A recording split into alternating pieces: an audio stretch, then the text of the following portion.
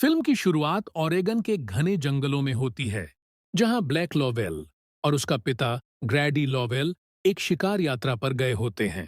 यह यात्रा तब भयानक रूप ले लेती है जब वे जंगल में एक रहस्यमयी राक्षसी जीव का सामना करते हैं। डर के मारे वे एक ऊंचे शिकार कक्ष हंटिंग ब्लाइंड में छुप जाते हैं और नीचे भटकते उस खतरनाक जीव को देखते हैं। अचानक दृश्य काले पर्दे में बदल जाता है और उनके भाग्य का कोई अता पता नहीं चलता। इसी बीच स्थानीय समाचारों में कई लोगों के लापता होने की रिपोर्ट आती है। अफवाहें फैलती हैं कि इन गुमशुदगियों के पीछे एक अजीब वायरस हो सकता है जो स्थानीय जानवरों के जरिए फैल रहा है। अब वयस्क हो चुका ब्लैक लॉवेल क्रिस्टोफर एबॉट अपनी पत्नी शार्लेट, जूलिया गार्नर और बेटी जिंजर मैटिल्डा फर्थ के साथ सैन फ्रांसिस्को में रहता है। ब्लैक का गुस्सैल स्वभाव और बचपन के पुराने जख्म उसकी शादीशुदा जिंदगी को बिगाड़ रहे हैं। उसकी पत्नी शार्लेट अपने करियर में व्यस्त है और दोनों के बीच भावनात्मक दूरी बढ़ती जा रही है। उनकी छोटी बेटी जिंजर इस तनाव को महसूस करती है और उनके रिश्ते को ठीक करने की उम्मीद करती है। एक दिन ब्लैक को एक चौंकाने वाली खबर मिलती है। उसका लापता पिता अब आधिकारिक रूप से मृत घोषित कर दिया गया है। उसे अपने बचपन के घर की चाबियां और संपत्ति के कागजात मिलते हैं। अपने परिवार को जोड़ने की उम्मीद में वह प्रस्ताव रखता है कि वे कुछ दिनों के लिए ओरेगन के पुराने घर में छुट्टियां बिताएं। शार्लेट पहले हिचकिचाती है, लेकिन फिर वह इस यात्रा को परिवार को जोड़ने का एक मौका मानकर तैयार हो जाती है। वे जब ओरेगन के जंगल में पहुंचते हैं तो उनकी मुलाकात एक स्थानीय व्यक्ति डेरेक से होती है, जो उन्हें घर तक सुरक्षित पहुंचाने की पेशकश करता है। रास्ते में डेरेक उन्हें जंगल में अजीब घटनाओं और रहस्यमय जीवों की अफवाहों के बारे में बताता है, लेकिन ब्लैक इन बातों को सिर्फ लोक कथाएं मानकर अनदेखा कर देता है।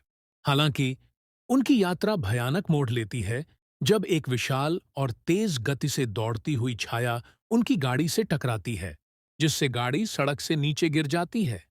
इस अराजकता के बीच ब्लैक की बाजू पर किसी नुकीली चीज से एक गहरा घाव हो जाता है। डेरेक इतना भाग्यशाली नहीं होता। एक खौफनाक चीख के साथ कोई अदृश्य प्राणी उसे अंधेरे में खींच लेता है।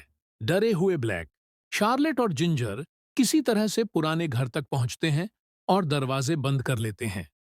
वे मदद के लिए फोन करने की कोशिश करते हैं, लेकिन कोई नेटवर्क नहीं होता और लैंडलाइन भी काम नहीं करता। उनके पास अब कोई और चारा नहीं बचता, इसीलिए वे सुबह होने तक इंतजार करने का फैसला करते हैं। जैसे जैसे रात गुजरती है, ब्लैक को अजीब बदलाव महसूस होने लगते हैं। उसका शरीर गर्म हो जाता है, वह अत्यधिक पसीना बहाने लगता है और उसे असहनीय खुजली होने लगती है। उसकी दांत ढीले हो रहे हैं और उसकी सुनने की शक्ति असामान्य रूप से तेज हो जाती है। अगले दिन ब्लैक की हालत और भी खराब हो जाती है। उसकी उंगलियों के नाखून मोटे और नुकीले होने लगते हैं, शरीर पर गहरे और घने बाल उगने लगते हैं और उसकी आंखें चमकदार पीली और जानवरों जैसी हो जाती हैं।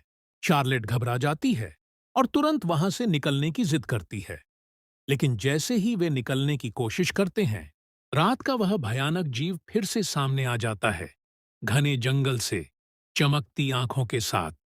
सूरज डूबते ही ब्लैक की हालत और बिगड़ जाती है। उसका शरीर ऐंठने और मरोड़ने लगता है, हड्डियां खड़कने लगती हैं और जगह जगह टूटने लगती हैं। उसकी हथेलियां पंजों में बदल जाती हैं, शरीर पर घने भेड़िए जैसे बाल उगने लगते हैं और उसका चेहरा एक भयानक भेड़िया जैसी आकृति में ढलने लगता है।